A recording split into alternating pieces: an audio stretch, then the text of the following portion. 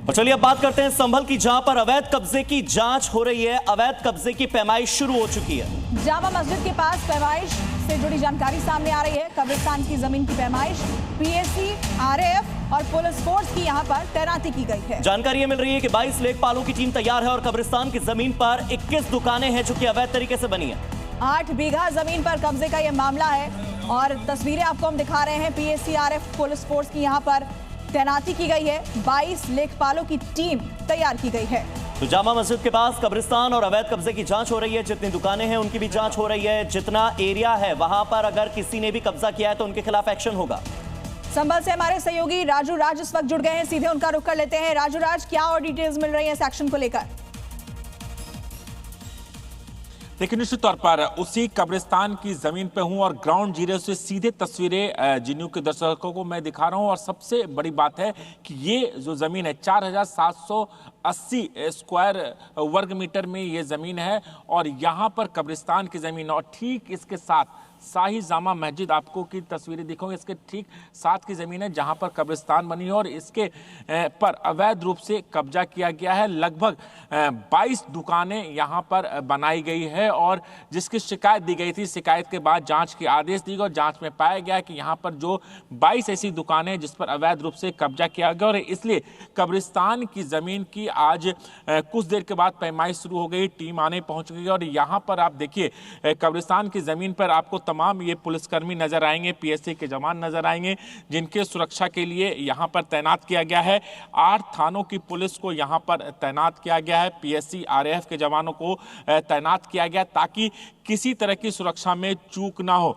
Drone कैमरे से निगरानी रखी जा रही है। इसके अलावा पूरे इलाके में सीसीटीवी कैमरे से लैस किया गया है। सोशल मीडिया पर खास तौर पर नजर रखी जा रही है क्योंकि जिस तरीके से अफवाहों को लेकर तमाम चीजें चल रही थी उसे लेकर सुरक्षा व्यवस्था काफी चाक चौबंद कर दी गई है और 22 लेखपालों की टीम यहाँ पर पैमाइश करने पहुंचेगी और उन तमाम लोगों को भी बुलाया गया है जिन्होंने अवैध रूप से कब्जा किया था, जिन पर आरोप है कि उन्होंने कब्रिस्तान की जमीन पर कब्जा किया था। इसलिए यहाँ पर सभी लोगों को बुलाया गया है। 11:30 बजे के करीब ये पैमाइश का काम शुरू हो जाएगा। टीम यहाँ पर पहुंच आप लगातार इस एक्शन पर नजर बनाए रखिएगा। बहुत बहुत शुक्रिया हमारे साथ जुड़ने के लिए। संभल के एएसपी का इस पूरे मामले पर क्या कहना है, आइए आपको पुलिस का पक्ष भी सुनाते हैं।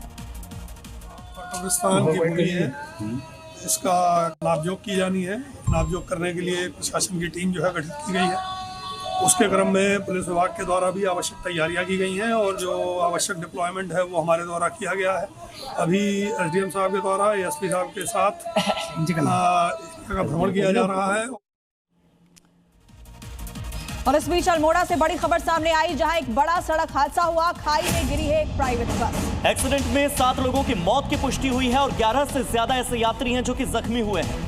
मौके पर राहत बचाव काम अभी भी जारी है। खाई में प्राइवेट बस के गिर जाने से हादसा हुआ, 7 लोगों की इसमें जान चली गई है, कई यात्री घायल बताए जा रहे हैं। तो ये खबर उत्तराखंड के अल्मोड़ा से, जहां पर 7 लोगों की जान चली गई है एक्सीडेंट में। तस्वीरें आपको जी न्यूज एक्सक्लूसिव दिखा रहा है। हादसे के बाद यहां पर राहत बचाव का कार्य तेज हो चुका है। पुलिस की टीम मौके पर पहुंच गई है और जो यात्री इस वक्त घायल हुए हैं उन्हें जल्दी से जल्दी अस्पताल पहुंचाने की कोशिश है।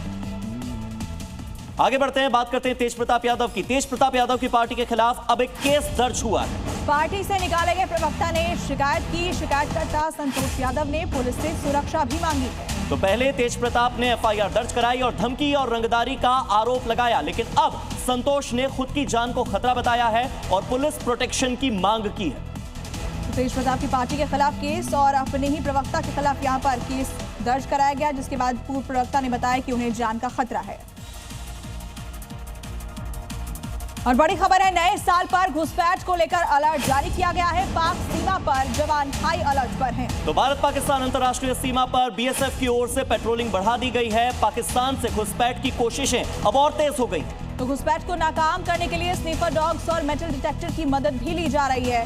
हाई अलर्ट पर हैं जवान। बीएसएफ ने सीमा पर अपनी पेट्रोलिंग भी बढ़ा दी है।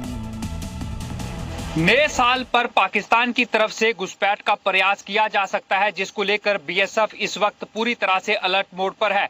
इस वक्त हमारी मौजूदगी अंतर्राष्ट्रीय सीमा सांबा के ही एक इलाके में है, जहां पर अंतर्राष्ट्रीय सीमा के पास बीएसएफ के ये जांबाज जो हैं वो यहां पर पूरी तरह से पैनी नजर बनाए हुए हैं और बीएसएफ की तरफ से यहां पर पेट्रोलिंग जो है वो यहां पर की जा रही है। साफ तौर से आप देख रहे हैं यहां पर कि जो बीएसएफ के जवान हैं वो इस वक्त यहां पर जो पेट्रोलिंग है वो इस वक्त यहां पर कर रहे हैं। बीएसएफ के जितने भी जांबाज हैं हाथों में अत्याधुनिक हथियारों को लेकर जो बीएसएफ के जवान हैं वो इस वक्त सांबा अंतर्राष्ट्रीय सीमा पर पेट्रोलिंग कर रहे हैं, ताकि पाकिस्तान की तरफ से अगर कोई भी घुसपैठ का प्रयास होता है तो उसे पूरी तरह से विफल किया जा सके।